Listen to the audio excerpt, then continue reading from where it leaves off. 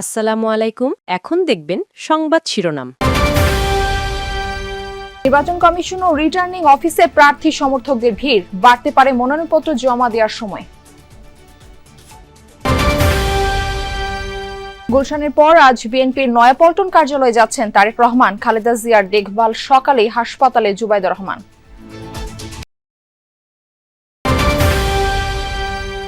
রাজধানী সহ দেশের বিভিন্ন জেলায় ঘন কুয়াশা আর হিমেল হাওয়ায় বিপর্যস্ত জনজীবন। শীতের দাপট আরো কদিন বলছে আবহাওয়া অফিস।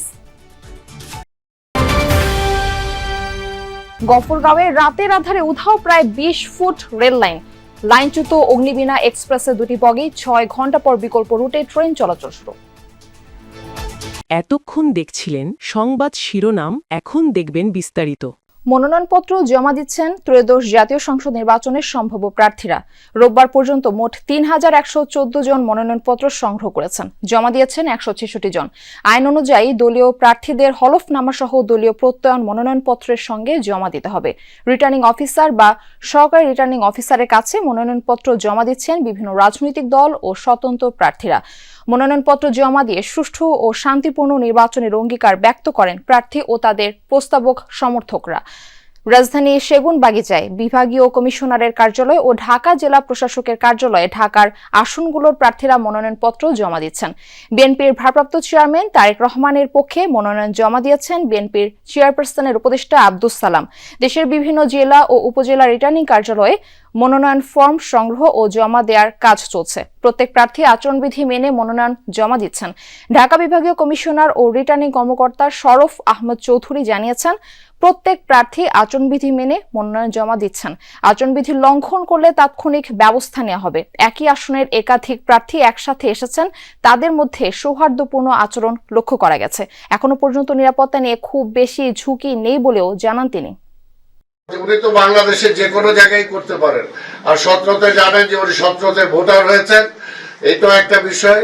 এবং 17তে এর আগেও এই নির্বাচনী এলাকায় ওনারা ভোটার ছিলেন। প্রধান দুই দলের পক্ষ থেকে গুমের পরিবারদেরকে মনোনয়ন দেওয়া ফ্যাসিবাদের বিরুদ্ধে আমাদের প্রথম বিজয়। দেশের প্রত্যেকটা জায়গায় চ্যালেঞ্জের জায়গা, তো আমরা তো সেই চ্যালেঞ্জ মোকাবেলা করবার জন্যই এর আগে রাজপথে ছিলাম, এখন আমরা আপনার নির্বাচনের পথে আছি। নিরাপত্তার খুব বেশি ঝুঁকি আছে এখন পর্যন্ত আমরা মনে করছি না, এবং আমরা আচরণবিধির স্পেশালি আজকের ক্ষেত্রে যেটা হচ্ছে, আমরা বলেছি যে নির্বাচন নমিনেশন সাবমিশনের সময় যে আচরণবিধিগুলো মানতে হয় সেটি যাতে তারা অনুসরণ। গুলশানের বাসভবন থেকে নয়াপল্টন বিএনপির কেন্দ্রীয় কার্যালয়ে যাবেন বিএনপির ভারপ্রাপ্ত চেয়ারম্যান তারেক রহমান। মধ্যাহ্নভোজের পরে তিনি বের হবেন এমনটাই আমাদেরকে জানানো হয়েছে। যদিও এর আগে একটা সময় বের হওয়ার কথা ছিল, কিন্তু খানিকটা বিরতি নিয়ে তিনি বের হচ্ছেন নয়াপল্টনে। এরই মধ্যে বিএনপির কার্যালয়ে তারেক রহমানের জন্য বিশেষ একটি কক্ষ বরাদ্দ হয়েছে। দোতলায় তারেক রহমানের জন্য একটি নতুন কক্ষ তৈরি করা হয়েছে, সেটি প্রস্তুত। এবং নয়াপল্টনে এরই মধ্যে বিএনপি নেতাকর্মীরাও জড়ো হচ্ছেন তাদের প্রিয় নেতাকে স্বাগত জানানোর জন্য। মানের যারা সরকারি যেসব আইন শৃঙ্খলা বাহিনীর সদস্যরা সাদা পক্ষে দায়িত্ব পালন করছে তারাও এখানে অবস্থান করছেন সবাই মিলে। তো একেবারেই তার যেই বহর সে বহর প্রস্তুত। শুধুমাত্র তিনি বের হওয়ার পরপরই তারা রওনা হবেন। এখন পর্যন্ত আপনি জানেন গতকালকে তিনি গুলশান কার্যালয়ে গিয়েছিলেন। গুলশান কার্যালয়ে দুপুর 1টা নাগাদ গিয়েছিলেন এবং ফিরেছেন রাত 10টা নাগাদ। ফলে সেখানে তিনি তার অফিস করেছেন। আজকে নয়াপল্টন অফিস করবেন। নয়াপল্টনে দীর্ঘ 17 বছর পর তিনি যাচ্ছেন। এর আগে আমরা যদ্দূর দেখতে পাচ্ছি তার যেই নিরাপত্তা বাহিনীর যিনি প্রধান রয়েছেন, সিএসএফ বাহিনীর প্রধান ব্রিগেডিয়ার অবসরপ্রাপ্ত শামস, তিনি বের হচ্ছেন। তিনি দিক নির্দেশনা দিচ্ছেন। ধারণা করছি কয়েক মিনিটের বা কয়েক সময়ের মধ্যেই তিনি বের হবেন। পৌষ মাসের মাঝামাঝিতে এসে প্রচন্ড শীতে কাবু রাজধানী ঢাকা। গত কয়েক দিনের মতো আজও দুপুর পর্যন্ত নেই সূর্যের দেখা। এর প্রভাব পড়েছে রাজধানীর জনজীবনে। আপাতত সুখবর নেই, শীতের তীব্রতা অন্তত 2 থেকে 4 দিন কমবে না। যদিও শৈত্যপ্রবাহ বইছে না, কিন্তু কনকনে শীত। এবং সেটি আমি এখন একেবারে আবহাওয়া অফিসের সামনের যে মাঠটি আছে সেখানে আছি। চারপাশে বেশ কিছু ভবন আছে, যে কারণে এখানে বাতাসের তীব্রতা কম এবং বাতাস যে জোরে বইছে, বিশেষ করে ঢাকা শহরের বাতাসের গতি 8 থেকে 9 কিলোমিটার এবং সেটি বেশ ঠান্ডাযুক্ত বাতাস। সেই বাতাস শরীরে লাগলেই শীতের তীব্রতা আরও বেশি অনুভূত হতে হচ্ছে।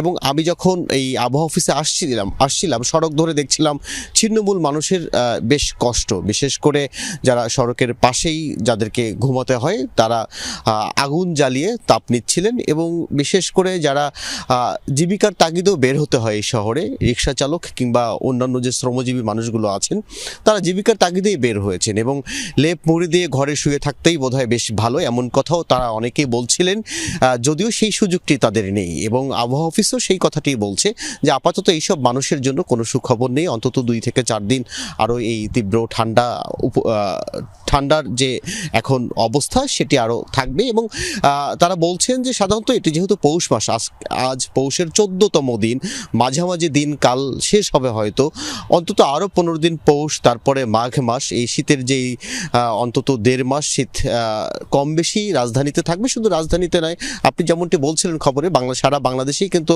এমন শীতের তীব্রতা আছে। এবং দুপুর 2টা ময়মনসিংহের গফরগাঁওয়ে প্রায় 20 ফুট রেল লাইন তুলে নিয়ে গেছে কে বা কারা।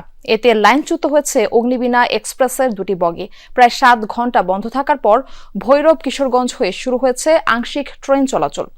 রেলওয়ে পুলিশ জানায়, ভোর 5:15টার দিকে গফরগাঁও রেলওয়ে স্টেশন প্রবেশের 2 কিলোমিটার আগে শালটিয়া মাঠখোলা নামক স্থানে লাইনচ্যুত হয় জামালপুরের তারাকান্দি থেকে ছেড়ে আসা ঢাকামুখী আন্তনগর অগ্নিবীণা এক্সপ্রেস ট্রেনটি। রেলপথের ওই জায়গায় 20 ফুট পাত খুলে সরিয়ে ফেলায় ট্রেনটির ইঞ্জিন সহ সামনের 2টি বগি লাইনচ্যুত হয়ে পড়ে। এতে বন্ধ হয়ে যায় ঢাকা ময়মনসিংহ রুটে ট্রেন চলাচল। লাইন পুনঃসংযোজনের কাজ শুরু করেছে রেলওয়ে। এদিকে রেলওয়ে নিরাপত্তা বাহিনীর ইনচার্জ জানিয়েছেন, ময়মনসিংহ থেকে যমুনা এক্সপ্রেস ট্রেনটি 11টা 14 মিনিটে রুট পরিবর্তন করে ঢাকার পথে রওনা হয়। এছাড়া ঢাকা থেকে জামালপুরগামী জামালপুর এক্সপ্রেস ও মোহনগঞ্জ এক্সপ্রেস ট্রেন একইভাবে ভৈরব হয়ে যাওয়ার সিদ্ধান্ত নেওয়া হয়। আইসা দেখি যে রাস্তা থেকে ট্রেনটা আর কি বঞ্চিত নিচে করে দিচ্ছে, পরে সবাই এসে দেখে পরে আর কি যাত্রীগুলা অনেক কষ্ট করে সবাই যাইতেছে নিয়ে, দেখি যে দুর্ঘটনা অনেক খারাপ, অনেক ভয়াবহ সমস্যা। যাত্রী আতঙ্কের মধ্যে ছিল, যাত্রীদেরকে নিরাপত্তা দিচ্ছে, সান্ত্বনা দিচ্ছে, দিয়ে তাদেরকে যাতায়াতের ব্যবস্থা করে দিচ্ছে। একটা রেল খুলে দিচ্ছে দুষ্কৃতীরা, আমরা এটা উদ্ধার পরিচালনা আশা করতেছি 3-4 ঘন্টার ভিতরে হয়তো আমরা উদ্ধারটা শেষ করতে পারবো। শিডিউল বিপর্যয় হতে হতে 4টি ট্রেন ইতিমধ্যে কিন্তু যাত্রা বাতিল করে দিয়েছে। অর্থাৎ রেল কর্তৃপক্ষ বলছে যে এই শিডিউল বিপর্যয়ের পরবর্তীতে এই রুটের যে রেল চলাচল বন্ধ হওয়ার পরে 4টি ট্রেনের যাত্রা বাতিল করে দেওয়া হয়েছে ইতিমধ্যে। আর একটি বিষয় তারা বলেছেন, বিকাল 5টা পর্যন্ত জামালপুর রেলওয়ে স্টেশন কিন্তু কোনো ট্রেন, অর্থাৎ আন্তনগর বলি আর কমিউটার লোকাল কোনো ট্রেনই কিন্তু আসবে না। তো সেই জায়গা থেকে সকাল থেকে অর্থাৎ প্রায় দীর্ঘ একটি সময় ধরে কিন্তু ট্রেন না থাকায় যাত্রীরা কিন্তু বেশ খানিকটা ভোগান্তিতে পড়েছে। বিশেষ করে এই শীতের সময় জুবুতুবু হয়ে তারা কিন্তু স্টেশনে বসেছিল। আমরা